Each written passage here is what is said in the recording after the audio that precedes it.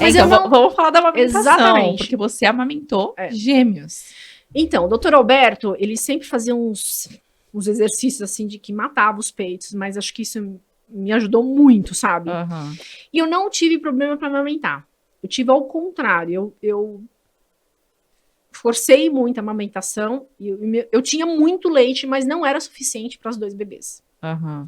Então, como eu não tive, lógico, machucou, tal, mas eu tava muito guerreira, sabe? Eu vou amamentar, e deu certo, mas não era suficiente, porque assim, o Rick nasceu com 3,5, já era um bebezão, 2,5 kg. e a Carol nasceu com 2,200. Quando ela saiu da maternidade, saiu com 1,999.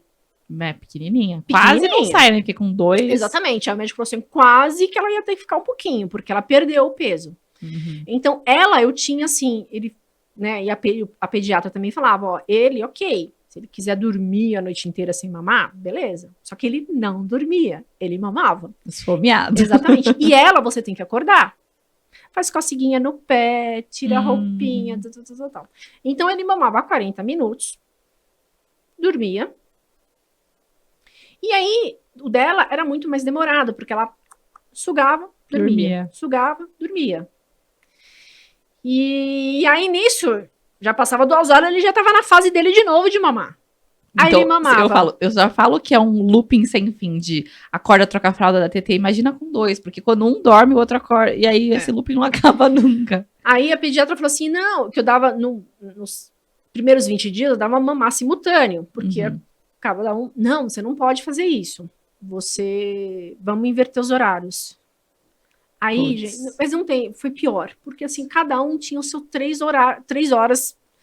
De 3 em 3 para cada um, pronto, acabava ficando toda hora. Eu só sei que eu fui tirar os pontos, depois o meu ginecologista, acho que foi o único que olhou para a Mônica, ser humano, porque a pediatra, ela é maravilhosa, ela olhava para os bebês. Uhum. Então, quando ele me viu, ele falou assim, pai, sai.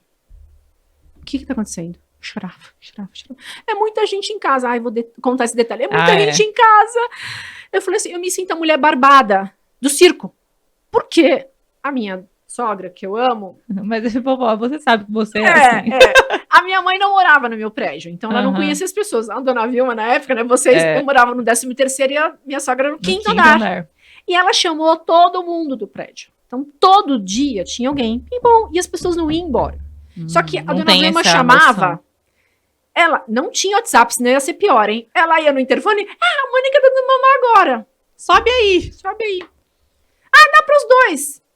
Dá pros dois. Então, eu virei a mulher do circo. Eu não aguentava mais. Não aguentava. E eu nunca fui falar pra dona Vilma, eu não gosto. Que eu sei que elas estavam assim, em plena felicidade. E eu não queria estragar, entendeu? Mas estava muito difícil pra mim. Mas é o que eu até falo, assim, né? As pessoas faltam aquela noção no começo de saber que a mãe tá passando por noite sem dormir, um bebê recém-nascido. Tipo, cara, não visita. Mas se você não tem intimidade, não visita. Porque tem que ser a visita de médico mesmo. Vim, trouxe um presentinho, oi. Não, nem pega na criança e vai, né? Mas enfim, não foi. Eu sei que as pessoas ali estavam muito felizes. Você lembra a festa de 1 ano? Quantas pessoas tinham? Eu chamei o prédio inteiro. Assim, as pessoas estavam muito felizes, né? No prédio, né? Gêmeos, uma coisa assim meio que histórica. Mas foi muito complicado. Aí ele falou assim: daqui pra frente você vai fazer o seguinte: os bebês dormiu, você tranca a porta e entra no quarto com eles. Não sai de lá. Não vai fazer mais nada. Você tá muito magra, você tá... E eu comecei a respeitar. Só que aí o Ricardo me ajudou muito, porque ele tirou 30 dias de férias. Porque quando a gente viu toda a euforia das vozes de todo mundo, rolando, ele tirou 30 dias de férias. Então ele me ajudou muito, porque a gente não teve nenhum atrito. Eu também não tinha por que ter atrito. Então ele falou assim, os bebês iam dormir. Aí ele ficava com elas, que elas também me ajudaram muito. Foi uma rede de apoio muito importante. E eu ia embora com as crianças. Eu dormia com as crianças, entendeu? Então assim, ele falou, mesmo que for 15 minutos, 10 minutos. Porque assim, vem visitas... Você quer estar junto, né? Então, aí eu mudei bem a rotina, mas sem atrapalhar as pessoas, né? Não deixarem ninguém triste. E o Ricardo deu banho os 30 dias. Por quê? Detalhes. Já tinha uma disputa, assim. Que bebê eu vou cuidar? Quem vai dar banho em quem? E isso vai deixando a gente... Então, eu não cuidei de um umbigo, nada. Ele... Então, era assim, o ritual que o médico falava, a gente cumpria. Entra, dá banho, então dava mamar, fazia arrotar, Aí passava um pouquinho, aí ele dava banho, trocava. Aí quando saía, os bebês já saíam prontinhos. E não teve essa disputa. Então ele deu os 30 dias. Disputa das vós querendo dar banho. Ele cuidou de tudo. Mas é muito estressante. Todo dia vinha gente, todo dia. E as pessoas estão tão felizes que elas querem reportar alguma coisa que aconteceu na vida delas. Só que, geralmente, é uma tragédia. São coisas ruins, né? Você tá vendo se o bebê dormiu? Nossa, põe um dedinho no nariz, tampa o nariz. Então, aí eu começava a fazer algumas coisas que não tinha. A gente fica preocupada, mas assim, eu já cheguei a tampar assim, o narizinho da Carol, porque ela tava tão quietinha. Pra ver se... Sabe? Então, esse é um problema também, assim. Os palpites hoje eu entendo, são a mais, mas a gente começa a absorver muito esse tipo de É porque a gente pega num momento ali que a gente tá muito frágil no início. A gente tá hormonalmente vivendo ali o puerpério, que é muita coisa acontecendo. E a gente tá com medo, porque a gente tá cuidando de um serzinho, que a gente nunca fez isso.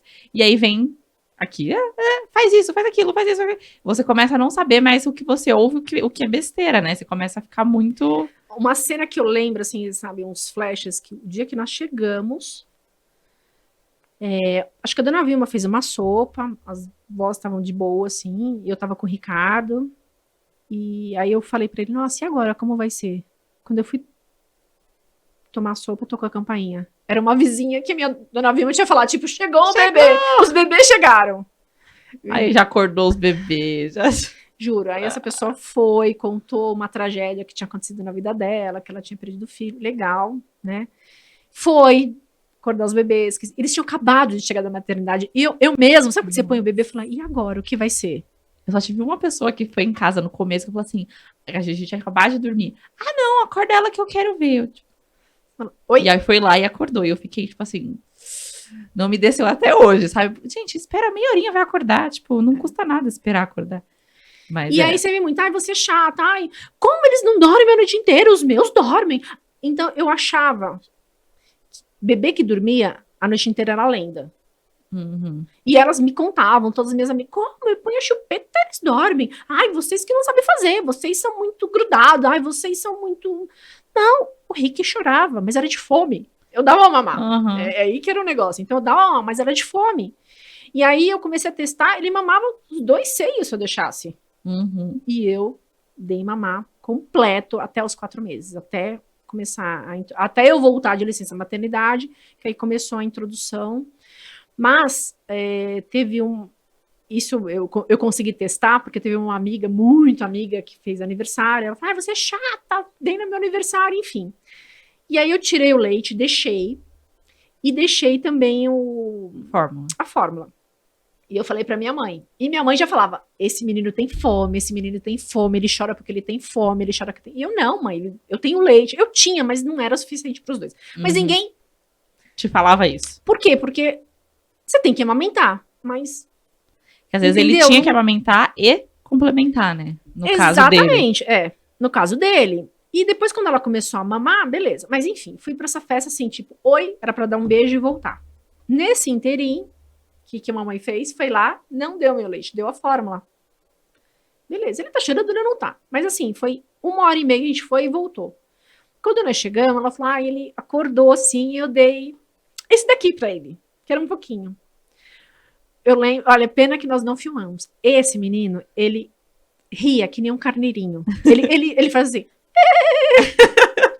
Ele sorria dormindo. Tava feliz. Ela falou, viu, ele tem fome. Bom, conclusão. Ele tinha fome. Ele tinha fome. Porque assim, ele chorava tanto, que a gente colocava, eu fui 2, 3 vezes, a gente colocava ele no carro e falava assim, ele tem alguma coisa, vamos pro médico. Mas assim, ele tinha acabado de mamar 40 minutos, entendeu? E eu falava, não é fome. Então eu cheguei várias vezes, e até a porta do hospital, ele dormia e a gente voltava. Então, e a pediatra falava, não é nada. Ele tá amamentando? Ele toma tanto por dia, tá medindo, se tem leite? Eu tinha muito leite. Tinha de pingar, assim, coisa horrorosa. Quando eu fui trabalhar, vixe. Tinha que usar absorvente. Horrível. E tinha um negócio pra pôr essa concha. Concha. Fica um fedor, né? Desculpa, né? Não fica.